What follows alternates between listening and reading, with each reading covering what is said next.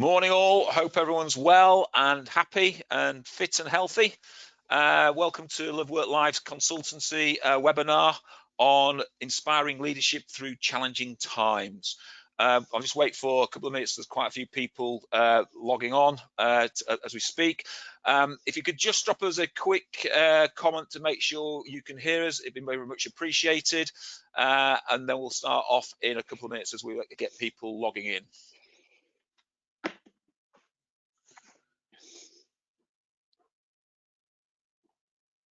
Thank you, Sarah. So at least Sarah Knight can hear us. Jacqueline can hear us. Good. Phil Hodgson's in, can hear us. That's good. Hope the team's going well, Phil. Rose Blackburn. Joey's in as well. Joey's in twice. Good. So numbers are creeping up now. That's good. So just a couple of minutes and we'll kick off.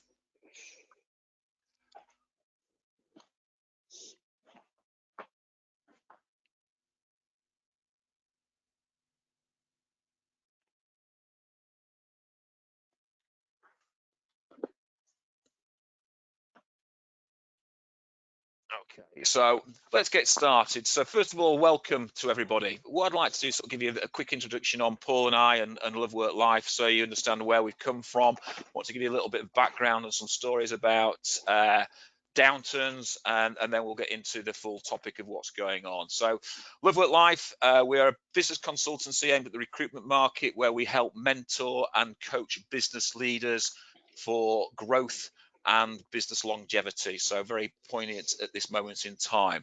The business has been going 10 years. So Paul and I are ex-directors of some of the largest global recruitment agencies across the world. Paul was famed for being the MD of Office Angels for 18 years, taking the business from about 20 offices to about 130 offices across the UK.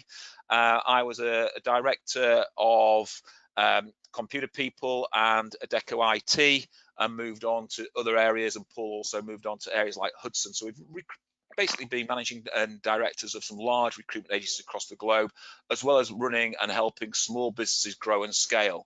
Over the last 10 years, Paul has made I suppose an impact in the market across a lot of recruitment agencies, helping them grow. And I've been working with Paul over the last 2 or 3 years, helping companies grow and scale from there. One thing that came out of that was the Live Work Life Training Academy, because we were constantly asked, can we help train their staff? So we put that online as well and bought a recruitment training academy online. So feel free to have a look at that and work from there. I want to talk about a downturn, and I want to give an idea that I don't think this is a true downturn as we've experienced in the past. This is more about business interruption across the whole globe. And obviously the interruption will start and then stop at the same time. So it started now, and when we come out of it, we'll all come out of it at the same time. So it's what we do at the same time. And I was asked last week why I was qualified to sort of talk about downturns of things that have happened to me. And Paul and I have lived through lots of downturns and lots of recessions. And one of the downturns happened in 2008. And give you an idea what happened in 2008, I was called to London on a Thursday. I was told by my board of directors at Adecco that we just spent $100 million buying recruitment agencies. And that included Spring, Begnock and Clark, Modis. At the time, I was ringing the north of England, Scotland and Ireland, had 200 staff under me, and I inherited the Spring business. So on the Monday, I was in Scotland, and I went to the office in Scotland. At one end of George Street is the Office Angel and the Computer People office, and at the other end was the Spring office. So I dropped into the Spring office, asked how they were doing, and the comment I got was, we're doing really well, H. We've got some big accounts. We've got over 400 contractors out, and those 400 contracts were grossing just short of my £5 million a year. And I thought, great, looking at the target, they're ahead of target. I'm thinking, this is pretty good, right? Got a good company going here. On Friday, every Friday, I had a management roundup call at midday. At 11:45, my Scottish manager rang me from Spring, and I thought he was ringing me just to have a discussion about what to discuss on this meeting, as it's the first time I'd attended the meeting. His comment to me was, H, I've just come back from Royal Bank of Scotland. when we met you on Monday, we had just over 400 contractors. We've now got 36. Royal Bank of Scotland were on the verge of going under, as well we know, and that was start of the crisis in 2008, and that's how it sort of was dropped on me. Sudden drop of just short of 400 contractors. So a real big downturn. But what we did was we planned very meticulously about the growth and the return of that business and how we could actually bring that business back to life. And we found that over months of working really hard and doing the right things, we really brought a business to life, which I'm going to put into this webinar and give you ideas from the webinar. And Paul will also do the same thing with regards to his background and what he's done in the past and how he's come out of recessions to help you. So that's what we're going to do. We're going to move into that. So first of all, thanks for all the comments from last week's webinars. If you want to look at the webinars from last week, they're on our website under the management chat room. This week we've gone all technical, so there'll be polls involved in this week's webinar. So let's kick off. So we talked about effective remote management and what's going on. So Paul, I want you to sort of give me some ideas of what you've done with regards to effective remote management during a downturn and during hard times to help bring staff together and bring sales moving, or get sales moving, should I say. Yeah, sure, of course. Good morning, everybody. Yeah, as Howard was saying, I'm the same. I've been in the industry for, my gosh, 44 years. And as I joked last week, obviously it meant I started when I was about 5. But I've worked through any number of different recessions and downturns during that period. And like everybody else, have experiences of difficult times, even outside of those recessionary or depression periods. I think the worst was probably the one we most remember, 2008, the banking crisis, which Howard's just referred to. And I think that what's interesting about these sort of bleak periods is they give you the opportunity to step back, analyze what's been working, and indeed what needs to be changed. And I think we were in a position now, if you want to take an optimistic view, and I think we've got to look at some of the positives in a really terrible situation, we have a chance to sit down and reflect and think about how we can remodel our businesses going forward. One thing's for sure, I mean, we're all of us, I believe, and I worked, as Howard says, I've worked with lots of different recruitment businesses and non-recruitment businesses around the UK and abroad. Close to 200 now in the 11 years I've been doing this. And in every case with business owners, including myself, we've got a million one great ideas, but we're all of us ideas rich and time poor. Well, we now have this brilliant opportunity to really take some time out and reflect upon what our businesses should be all about going forward, and actually start to get on with doing something about this, how we move from this current unbelievable situation we're experiencing to something a whole lot better. And I think I just want to say that it's important to recognize, as Howard's just pointed out, that this is a pause situation. I don't mean PAWS, but I mean PAUSE, a pause situation. We've got our finger on the button that says pause, and very soon, hopefully, we're going to be pressing a button that says play. And when we play, when we move forward again, I think that we'll start to see things motoring pretty fast. Don't forget that most of your clients are very profit oriented. They're focused on making profit in the same way that we are. They'll be as motivated to get their businesses up and running and make up for lost time as we will be. So I think that we will find ourselves very quickly moving forward with companies desperately trying to make up for lost time, as we will be. So I think let's get prepared. Let's use this time that we have unexpectedly on our hands to plan for the future and figure out how we're going to deal with the situation once the clouds have cleared. And be very sure the clouds are going to clear. We are going to get through this. We are going to see much, much better times ahead. And if you put it in certain terms, if you think of it in terms of the cycle of nature, think of it in terms of winter, autumn and winter. Shortly after that, as we're experiencing right now, we move into spring and summer, a rebirth.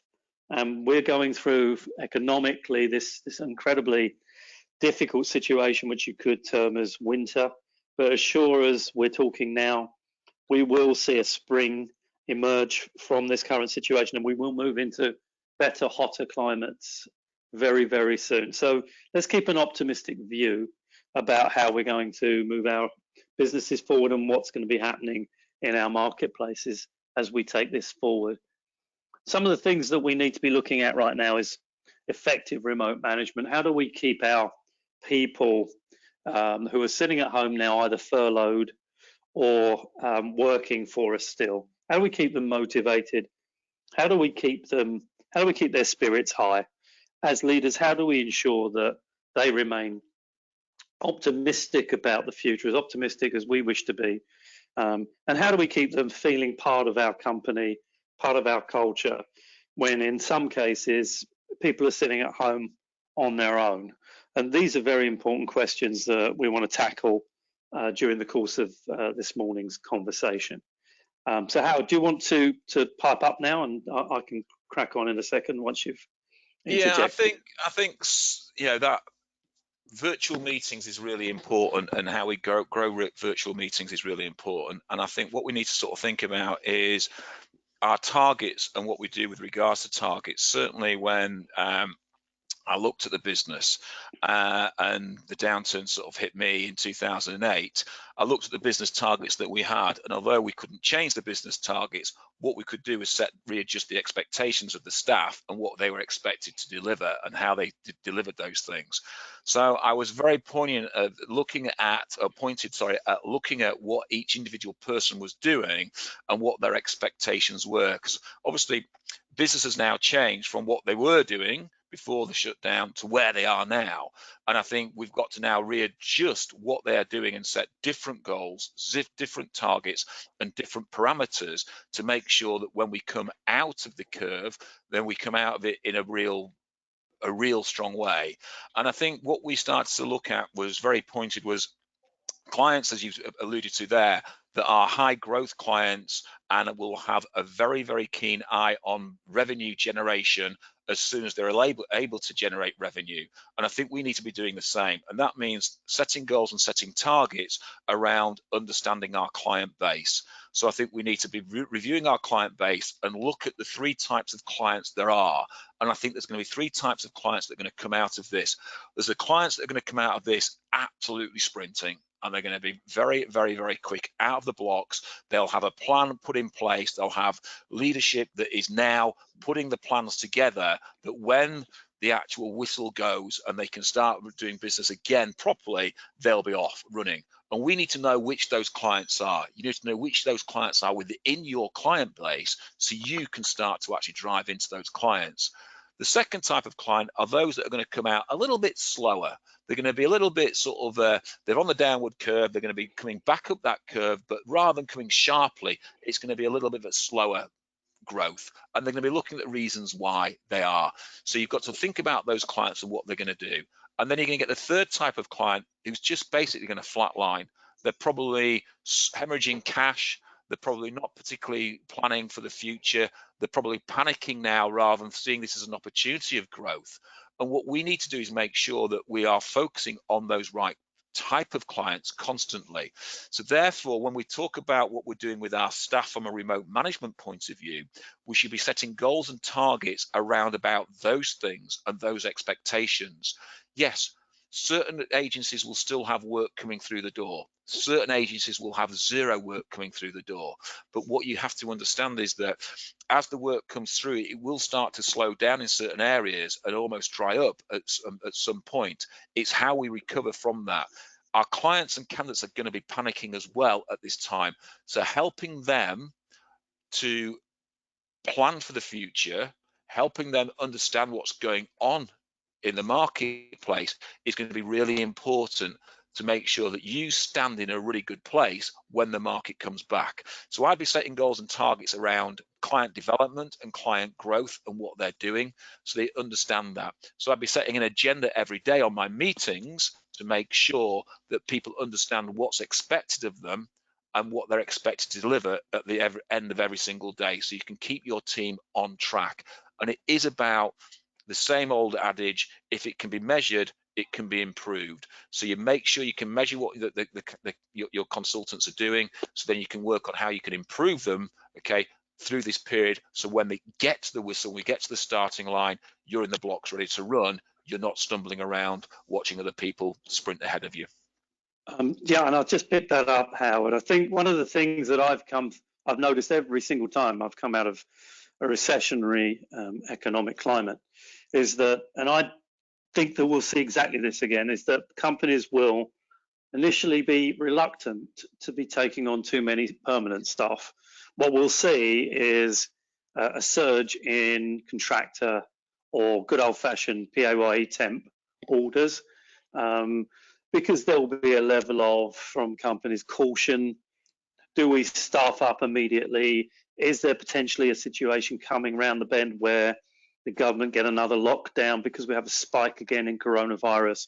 There'll be a lot of unanswered questions, because we know that presently there is no exit plan for this virus from anywhere in the world. I mean, they're feverishly trying to figure out how they can deal with the situation, trying to get an antidote out.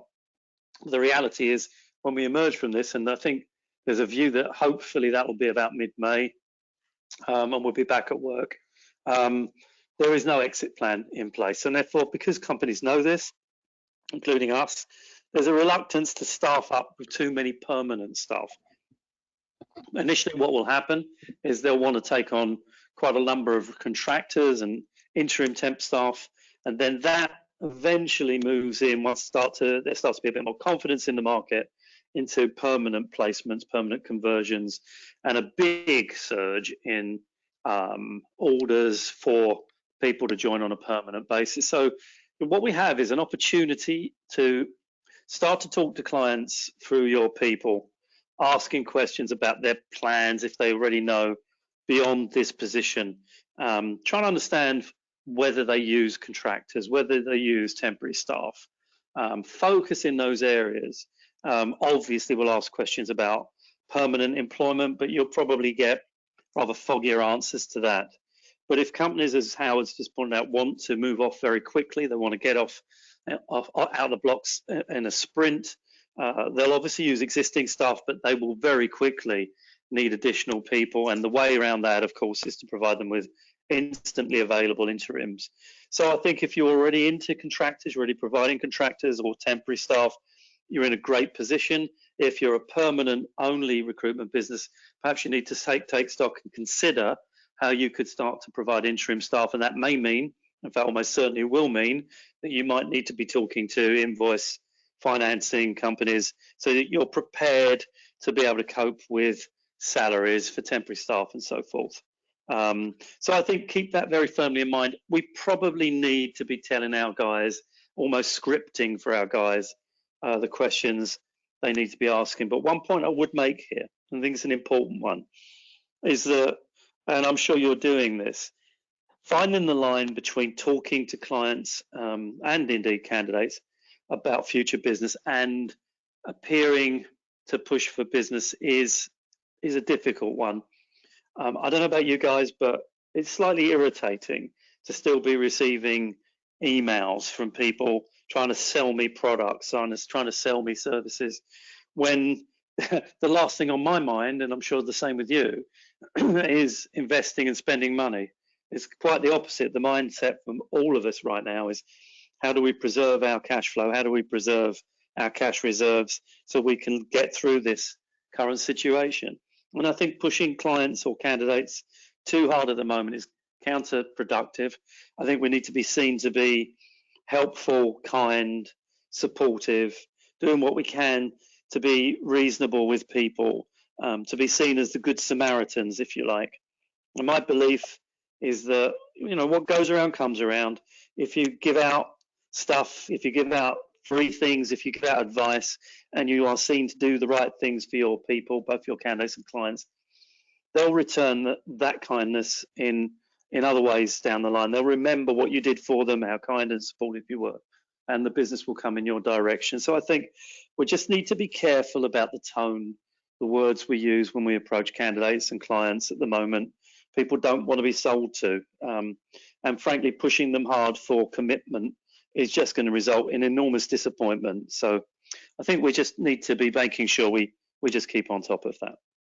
I think Rose Blackburn asked a great question there. What do we do if you've got delivery consultants, Paul? And I think it's the same with the delivery consultants. If you know which of your clients are going to come out of the blocks racing, and you know what projects they have on and what candidates that they need, then you need to get your delivery consultants speaking to those candidates and building a candidate database that can match the requirements and needs, so instantly you can service them, so you're not reinventing the wheel. When they come out of the block, you already have the wheels spinning and the wheel moving. So that's what I'd be doing with delivery consultants.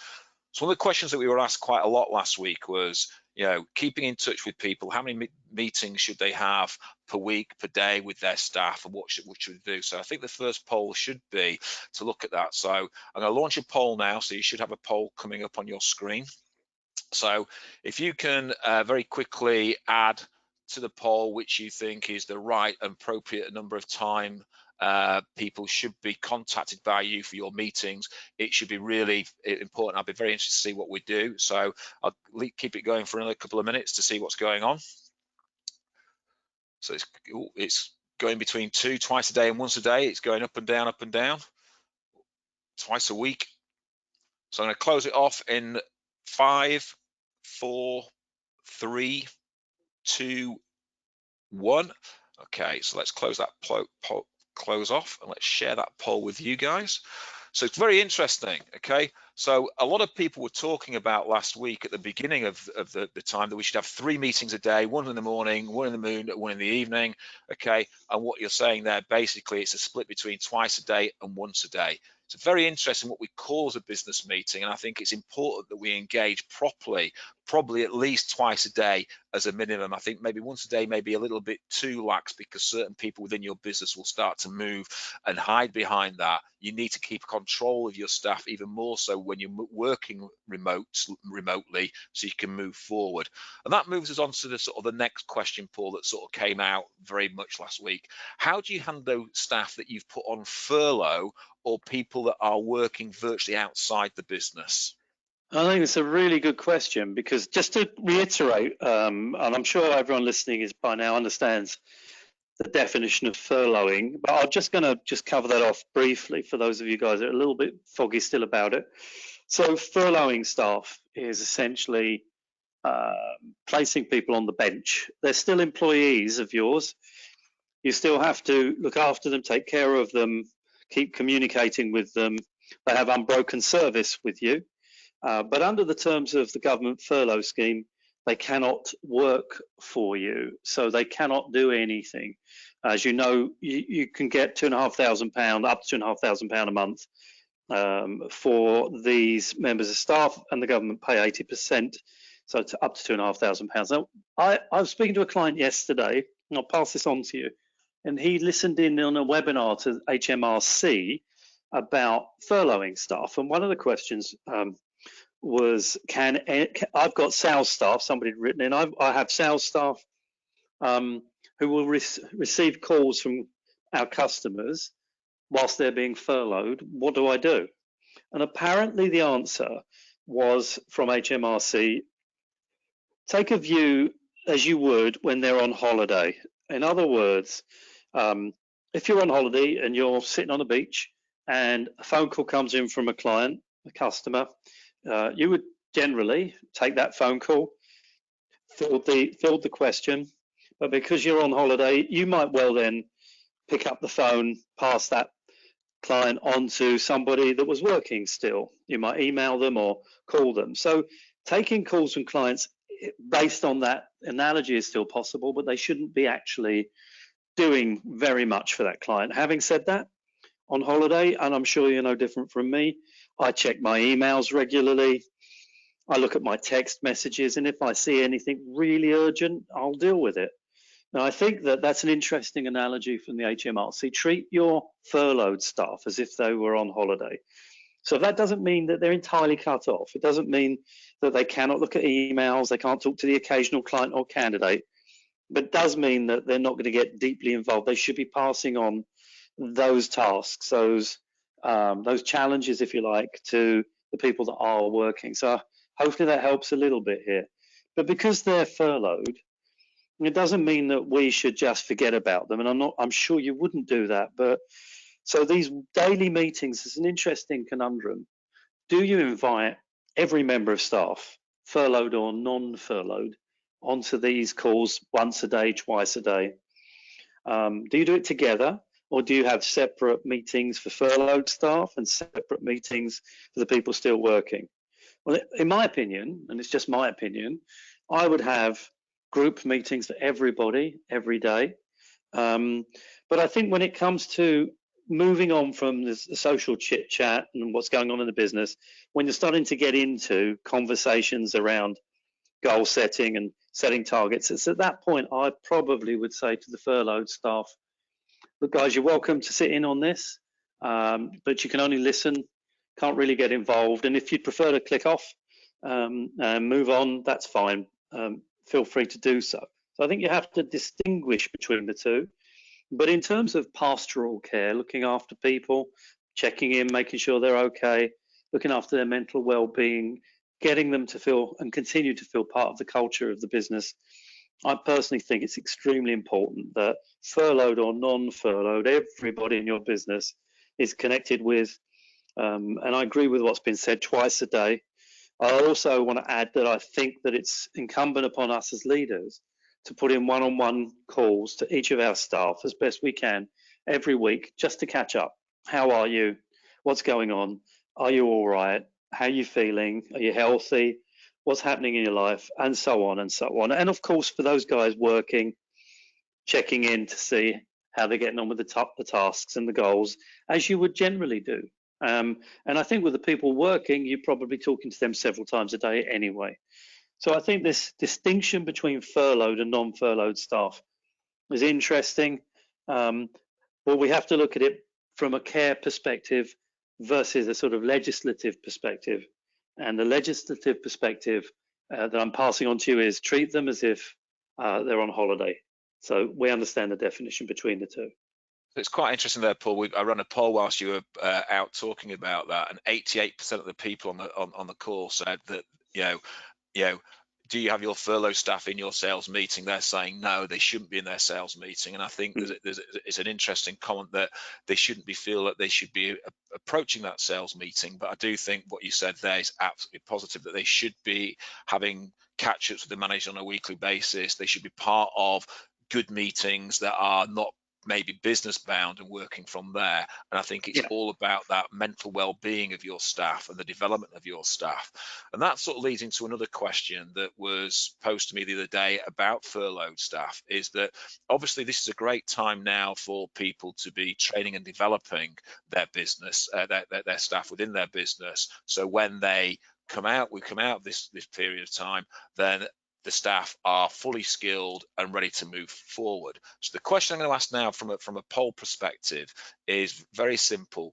Do we think that, as we come through this period, do we think that training and development of your staff during lockdown period should be part of your process or not? And do you think that furloughed staff should be on that training and development? So the votes are flying in, Paul. That's good. Well, whilst we're just waiting for those results, excuse me, I think, go back to my holiday analogy.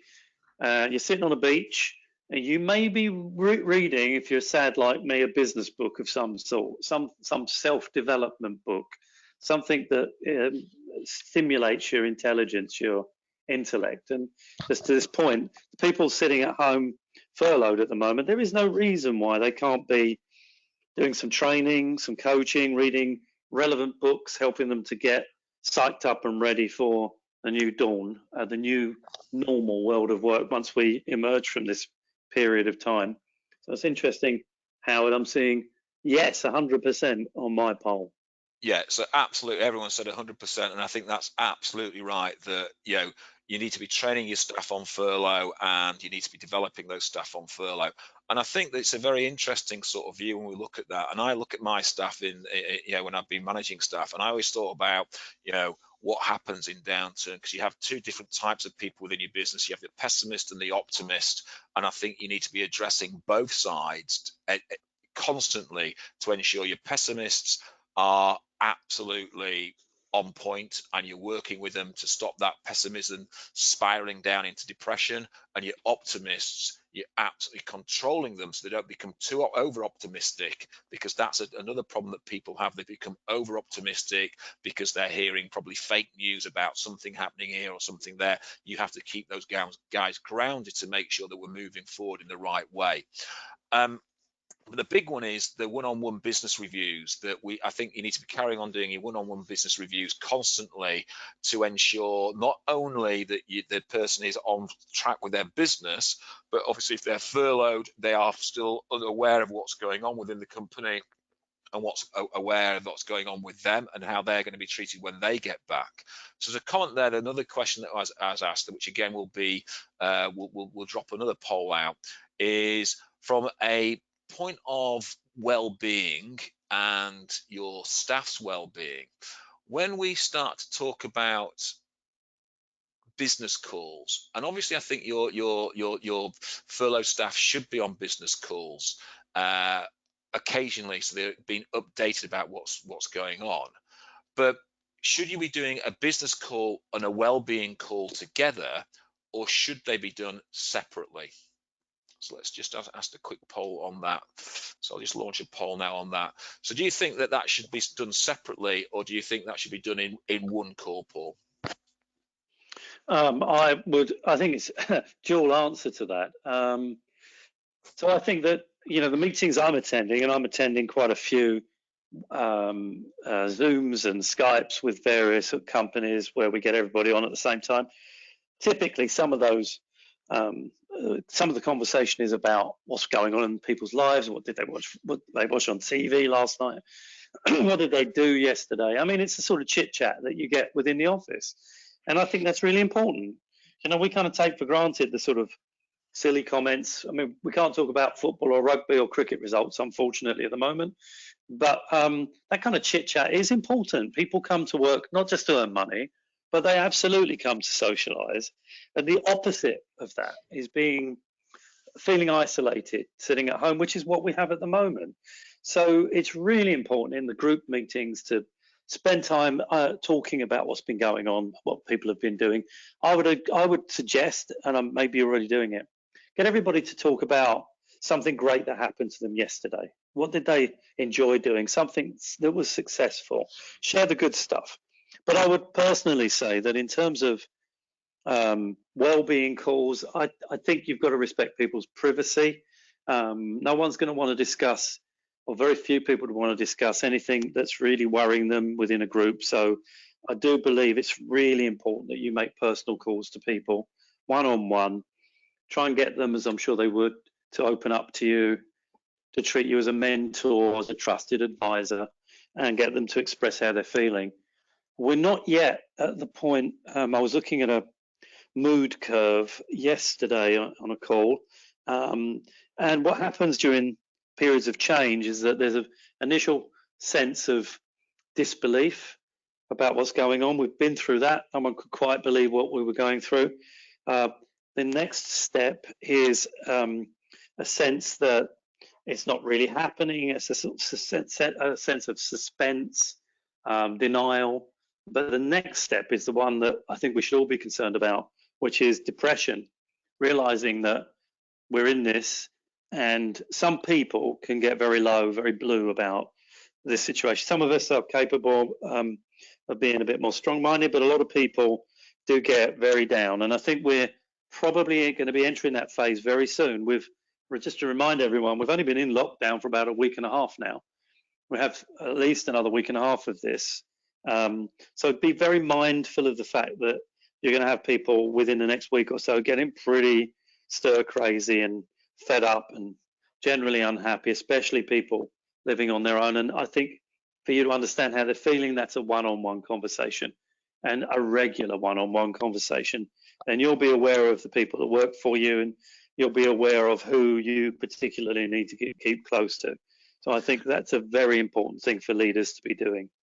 So it's very interesting. We're talking about inspiring leaders through a challenging times. It's interesting, the poll there was almost split 50-50 on whether they should be on a business call and a well-being call together. And I think, listening to what you're saying there, and I certainly advocate that, you will have people who will be living on their own, who will be, very worried about what's going on because they're almost cut off from the outside world, and their world is a virtual world at the moment. And you'll have people that will be living with families, etc., where it'll be very stressful and things like that. So again, what you're saying is they might not want to talk about those things in front of their colleagues, but they need a place to vent that. And I think as a manager, a leader, you're the person that should really be handling that and taking that on for them. And obviously you need to then help them come through that period, because obviously it is very uncertain times for everybody, but to make sure that when your business comes through to the other side, that everyone's actually on point with that, then it's a really positive side. So we need to sort of think about ideas that we can implement to move the positive manner forward. And the one things that we were talking about, and one thing that I implemented when in 2008, was buddy systems. So not just the manager calling staff and helping staff, but have other people within the business calling other people in the business, and almost having buddies across the business to ensure that people always had someone that they could talk to, an ear they could bend, someone that understands what's going on within the business and what's going on with them. Because obviously they can maybe talk about that at home, but the people at home don't understand the pressures that the business that they're under. They'll just be all about the pressure, the money that has on the household. So it's important that they have a buddy within work that they can talk about what's going on at work. And I think it's important that they create a buddy system and drive that buddy system on. But I also think what we're talking about as well is separating those business calls from a well-being call. So things such as a social event online, so like a pub quiz, a virtual beer, workouts, chats, etc. How many companies have set up WhatsApp groups? What's acceptable on a WhatsApp group? Is it a business group or is it a social group? Again, I've been asked that type of question. If I put something on WhatsApp that's untoward, how does that relate to my business? And I think you've got to have it the same thing as from a business point of view. If it was an email group going around business, if you're creating a WhatsApp group, yes, we all know around work there are memes sent around work in between each people that are quite amusing and quite funny and help the office atmosphere. I think those type of things still need to carry on, but we need to accept that as managers and owners of business, that those things do go on, and almost embrace it during this time, because it's good for well-being, it's good for people from there. So it's interesting to see what people are doing on that sort of front. And I'd be very interested, again, we'll run a very quick poll, Paul, on what we think people should be doing what I'm calling the water cooler effect. So usually people have conversations about making coffee, making tea during breaks, or during the water cooler effect. So again, what sort of things are we running for teams and running for your business that is more of a social thing to help the atmosphere of the business run and carry on as normal?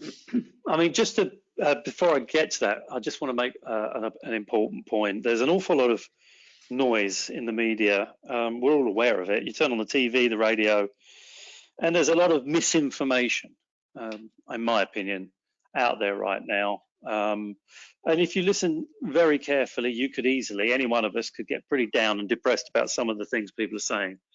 My view is ignore most of it. Let's not forget that TV shows and newspapers need to be saying controversial things to attract readers, to attract an audience. It's all about that.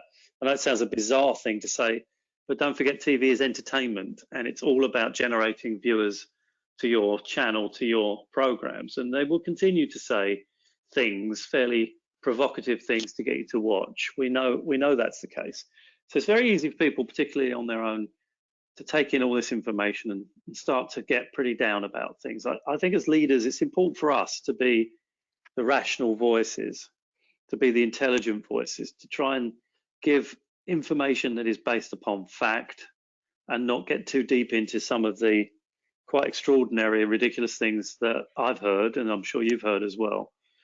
So I think just keep people on the straight and narrow, keep things in perspective.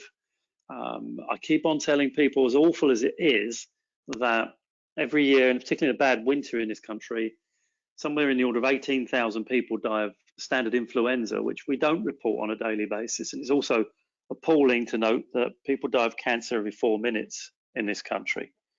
So what we're experiencing right now is appalling. It is absolutely appalling, and we're all extremely worried about it and very upset by it. But the reality is probably that the level of casualties within this virus may not exceed what we generally accept without reporting it every year. So let's just make sure that people are just kept in line with what's truly going on and not get too down about other things.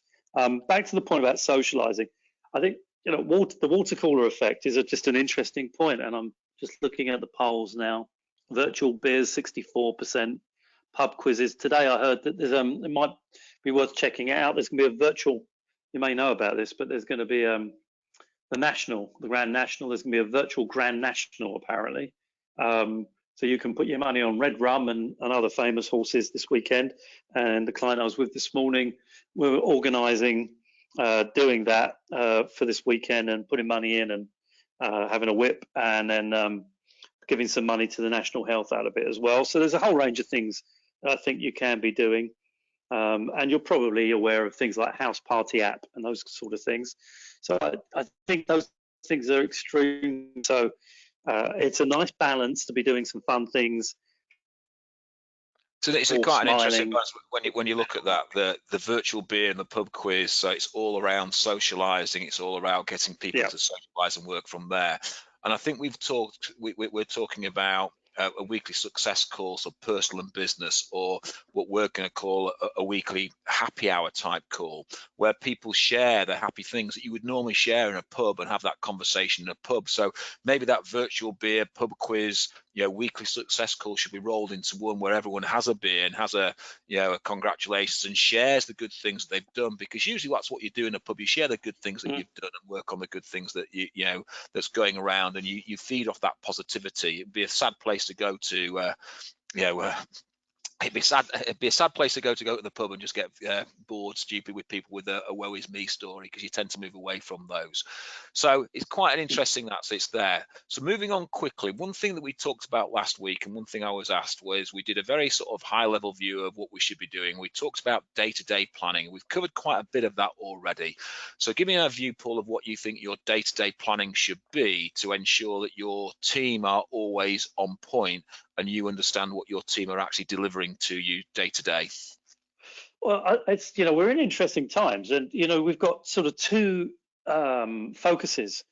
One is the day-to-day focus, which is really in sharp focus right now because things are shifting on a daily basis very quickly because of the evolving situation we're dealing with globally. The second is having your long-term goals still firmly in mind. I said at the beginning of this conversation that this is a pause button situation. This isn't a stop situation. We are in freeze mode to an extent at the moment, and therefore we should keep our minds very firmly on the long-term goals that we'd set ourselves.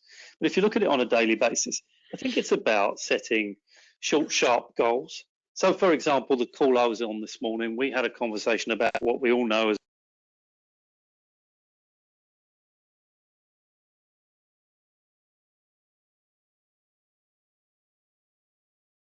this morning.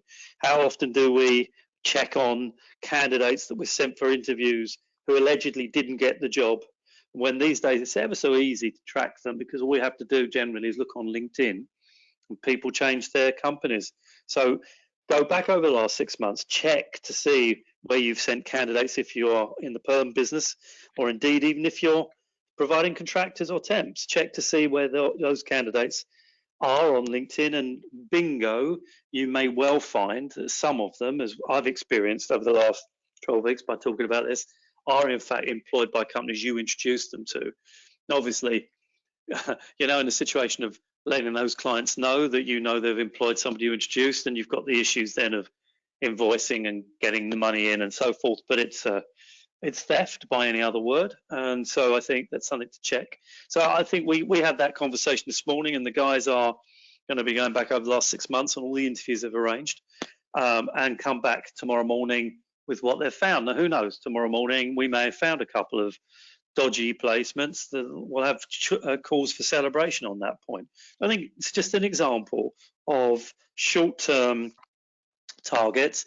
It's hard to actually, at this moment, come up with targets that can be reasonably achieved because we have no precedent here. You know, generally I would expect people to make a minimum of 20 meaningful calls a day, meaning that they actually have a conversation with a candidate or client that leads to some general information and intelligence that we can use, log on the system, CRM system, and so forth. But what is a reasonable number today in this current climate? How many candidates and or clients can we speak to under these circumstances? And I think trying to find that balance is tricky, but you still have to try and find it. You could argue very, very, very strongly that we have never had a better opportunity to connect with candidates in the entire history of recruitment than we have right now. Absolutely everybody is at home. So if you want to speak to candidates and start upgrading, cleaning your database, you'll never have a better chance than this one. And what a chance to find out what candidates are feeling about their jobs and whether they're planning on changing jobs when we move into the next phase, and advising them on how to put together great CVs, perhaps have a webinar set up to advise, have a CV clinic or something along those lines to get candidates to join you and talk about those things, or interview tips when things pick up. What a brilliant chance to actually really connect with candidates and sort out your talent pool, so that when we get the pause button moving to play, you've got yourself some outstanding people you can take to market. I think just trying to find those goals, those short-term daily goals, is very important. As leaders, we need to find a level that is not too ridiculous in line with where we are right now, because it's different from being in an office in normal circumstances. But equally, we don't want anything so easy that basically people can get things done in half an hour and then spend the rest of the day, if they're earning money, working for us at the moment, staring at the ceiling. So trying to find that level is going to be very important right now. I also think, adding to that, Paul, I think it's really important that, you know, as managers, we've now got an opportunity to really shed ourselves of the clients that do not commit to us. And I think we've got to be very aware of what's going to happen as the market starts to recover again. And I always look at this, that everyone starts again as the market starts to recover, and almost consultants are going to go back to that first couple of weeks in the job. And we all probably remember when we first canvassed that first requirement on, and we came off and we were really happy and saying, got a new requirement. You gave it to your boss and your boss said, right, tell me about the requirement. You go, I've got a programmer's job on. And they go, and what skills are you looking for? I go, I've no idea. I didn't ask that because I was so excited about getting a job in the first place. I haven't asked all the questions that I need to ask. And I think there's going to be a bit of that sort of coming into it, that people are so eager to get a job on that they're not actually going to look at the quality of the job. So I think we've got to look at quality over quantity, and we've got to qualify and have quantifiable roles to actually work over desperate and unqualified roles, that people will start to work and they'll start to hide behind those type of roles. So it's an opportunity for people to really sort of look at their client base and remove themselves, or remove the clients that really do not commit to your recruitment process from there. I also think, as we talked earlier, it's about knowing which clients provide or are motivated by profit and will create a quick recovery, because it's focusing on those clients and focusing on those clients that will help you to accelerate your business and move your business forward. So who will recover? Do you know that in your plan? Who's going to fly by their seats of their pants and hope something will happen? Who's got an actual plan to get out of that? Who do you prioritize? Because we want to make sure that your pipeline analysis is absolutely on there, because it's really important to ensure that we're driving forward and driving a business forward. Now, obviously, a lot of clients are going to be coming under lots of, or agencies, sort of cash flow problems, and we're going to talk about cash flow on a separate webinar. But what I'm really interested to find out from people is, what's the most important thing that will aid business recovery besides cash flow? So again, I'm going to launch a poll on what you think is the most important thing that will aid business recovery besides cash flow. Paul, what are your thoughts on that? What would you look at? Well, the whole thing about cash flow is a twofold point at this point in time. We've got to get the money in that's owed to us. And I mean, that is a big focus for virtually every client I'm talking to at the moment, chasing down monies. And it's a fine line. You don't want to be upsetting good clients by pushing them too hard. At the same time, they're sitting on money that is ours, it's yours. And of course, their view at the moment will be that they will try and hold on to as much money as they can, whilst collecting theirs in as fast as they can, just the same as us. So you do have to chase them and be on top of them. And I think back to your point earlier about pipeline dissection, Howard, some of those clients that we're dealing with are going to struggle to get through this current situation. And you do not want to be in a position where they go under owing you money, because obviously you won't get anything back. So chasing down the money that you're owed is vitally important. You need to be on that daily, and I'm sure you already are.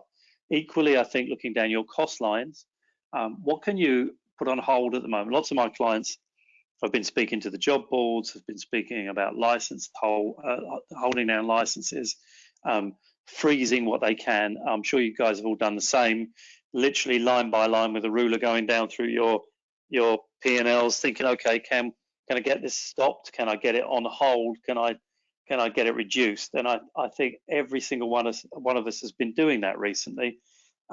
Interestingly, a lot of clients have come back to me to say that they've had quite a lot of flexibility from their suppliers, from people that they work with, but they've also noted the intransigent people, the ones that have been pretty tough with them. I've heard about landlords particularly being not particularly helpful, hardly surprising, but I think those are the things you get in your head, you note for the future, and you'll make your decisions when this is passed as to whether you'll continue to work with those people.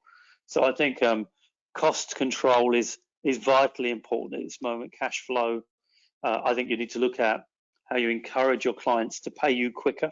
We've had conversations around, do we, and it's a question rather than a question of opinion, but do we offer discounts to clients that are prepared to pay within 7 days, a percentage or two off of an invoice value, for example? Do we talk to clients about payment plans, paying a certain amount each month to help them with their cash flow? How do we generate interest in paying our bills quicker? And I think those things are vitally important.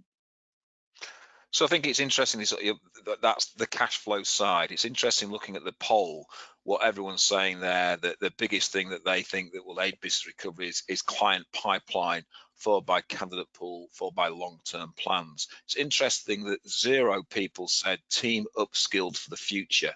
Certainly what I found, certainly in 2008, was I had an opportunity, as requirements were slim pickings on the ground at the time for certain offices, that I could upskill the consultants within the business. What I found by upskilling them, they found better requirements, they found better clients, they found better opportunities, they were more organized, they were more precise. I found that they lost that ability to hide that a lot of recruiters have behind poorly qualified jobs because they didn't have jobs, and we now had an opportunity to reskill and reprogram their thinking about what they were doing, which meant we got far more productivity out of those consultants, and they started to find better opportunities to fill. So it's interesting looking at that I think it's absolutely right. The client pipeline and the candidate pool is so important to that, and having a long-term plan for that. But I think the primary thing that I found that absolutely benefited my team was absolutely upskilling them to handle the future and change what they were doing to something different and something better, because we all know Einstein's theory of madness: if you keep doing the same things over and over again, you'll get the same results. Well, if you want to change your results as we come out of this, then it's about upskilling your team and changing maybe your service offerings to your clients and building that knowledge that you can gain from talking to candidates and talking to clients constantly. So when we actually come out of this and we're in the blocks and it's mark, set, ready, go, we are sprinting with a new vision, a new style, a new offering to our clients and our candidates to move forward and help it sort of really go from there. We talked very much, Paul, last time about short-term strategies, and I was asked some interesting questions that are very business orientated. So I'm going to very quickly cover these before we sort of get to the final part of this, because we're sort of coming towards the end of our hour. That I was asked about employees working from home, and what does that actually mean from a business perspective, and how does a business safeguard themselves? And I thought the things that they need to be looking at is, does your employee contract or your employment contract cover working from home? If it does, how tight is that? So again, as business owners, I'd be checking your contract to make sure that it's covering working from home. The next thing you need to check then is your insurance, employee liability. Is it covered for people working from home? Does it actually cover the insurance? Does it actually cover them working from home from there? So those two things were sort of really important. But then it's about, what can we actually do to maybe potentially aid cash flow? And again, it's looking at your suppliers. So again, looking at your insurance company, and I'd contact your insurance company and find out whether you have a continuation insurance or business interruption insurance, or whether it covered just under force majeure. And Manure. manure, as it is properly now in the state. But what we should be thinking about, if we can go back to an insurance company, because generally we don't claim off insurance companies, but now's an opportunity that says, have they got continuity insurance? Have they got business interruption insurance? And if they have, is this covered under that? Because if it is, then can you make a claim and get some money from there? If it's not, and they're really, really stringent about this, how, as a business, are they treating you? So again, as a supplier, are they thinking about long-term or short-term? Are they going to try and help you or not? Because if they're not, you might want to think about a new insurance company when your insurance runs out at this time. So I'd be thinking about all those sort of things. So there's the cost-cutting side of this, but there's also things and areas where you can start to make money out of and drive money from. So the final sort of question that we have as a poll, Paul and I are always looking at ways that we think that businesses should be coming together and pulling off each other. And I think this is a great opportunity in the recruitment history, that agencies should start to come together and become more and more bound by each other to help improve the quality of the recruitment we're giving to our clients and our candidates, to help improve the image of the recruitment market, but I think also to promote the well-being of recruiters out and out. So Paul and I want to launch what we're calling Paul and Howard's Happy Hour, and I want to know whether you'd be interested in doing this. So the poll is all about, would you be interested in coming onto a call once a week where you talk about the great things that you've done, whether they're personal things, whether it's a business thing, so such as the happy hour in the pub, and have a pub sort of a virtual beer across recruitment? If so, if we could do that, would you do it through Microsoft Teams, or would you do it through Zoom? So I'm really interested to see what people would think, whether their businesses and whether their consultants would come in and quite happily. I'm not talking about I've just made a placement in this client and that. I'm talking about we've done something really good, something that's good for the human soul, etc., and move people forward. So currently only 22 people have voted, so let's keep voting on that. Paul, anything that you want to add before we sort of close up? Just a quick point, coming back to what you've been talking about just a second ago, Howard. Guys, you need a work from home policy. If you haven't got one, contact me and Howard. We can provide you with one. The other thing regarding furloughed staff, and if you have furloughed people, not many of you have, it seems, but if you have or you plan to, you do need to send them a legal document that amends their contract of employment temporarily, which they need to sign, and then you need to write to confirm they've been furloughed. Again, those things are now becoming available. I understand the REC in their coronavirus hub will be having those template documents available anytime now. I believe APSCO sent theirs out yesterday. So if you are sending people home, as it were, furloughing staff, everyone's at home, but if you're furloughing staff, then you do need some legal documentation, which is going to become more freely available, as I say, in the next day or so. So just be on top of that. And as I said, if you want a work from home policy, we can help you there. So let us know. So on that, I've been asked a question by Rose about what's everyone doing regarding holidays for staff that they've furloughed. also existing staff who are still working. Well, let me answer that.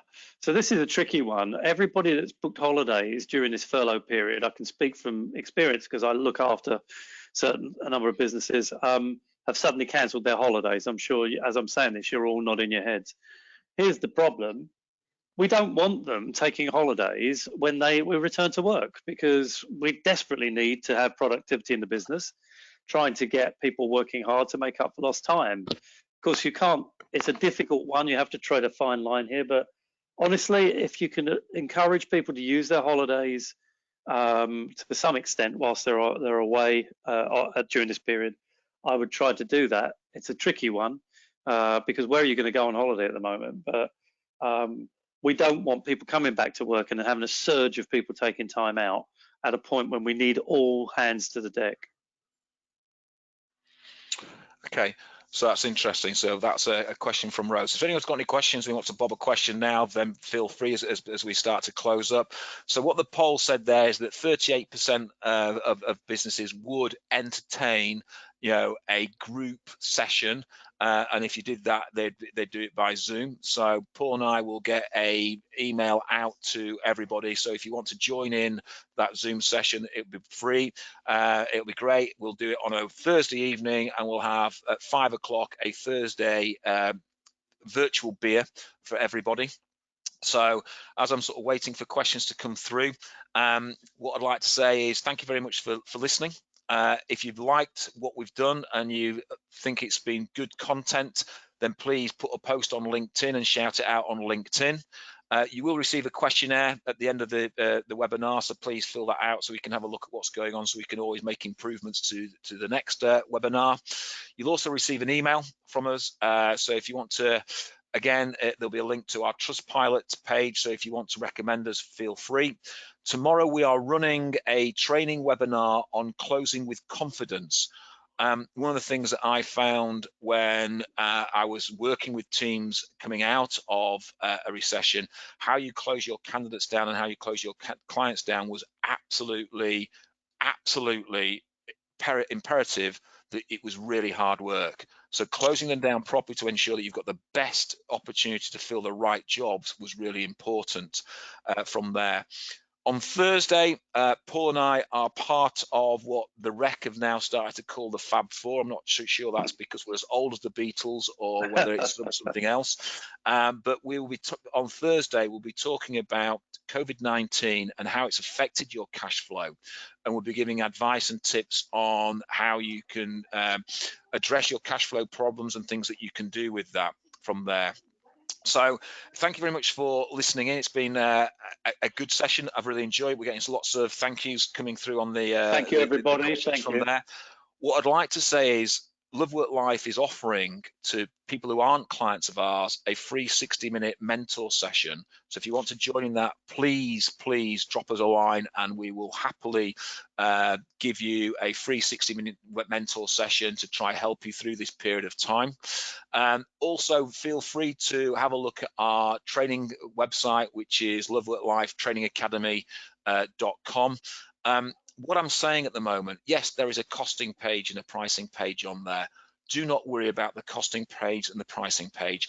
Give me a call and let's talk about that and how it works, so we can make a mutually beneficial agreement between ourselves to move recruitment forward, because I think it's important in this time that we all pull together, and we're happy to do our part here at Love Work Life to make sure that everyone has access to good training material, everyone has access to good information that you can use in your business from there. So all that leaves me to say, Paul, is thank you very much for your time and your input. Thank you everybody. Everyone else, stay safe. As I say, if you need anything, feel free to give us a call. I look forward to seeing your teams tomorrow on the training webinar, and I hope you all book onto the Rec webinar. You don't have to be a member of Rec, which is really good as well. You can be a member of anything and just throw it out there and work on there. So thanks very much. That's the end of the webinar. I hope you've enjoyed it.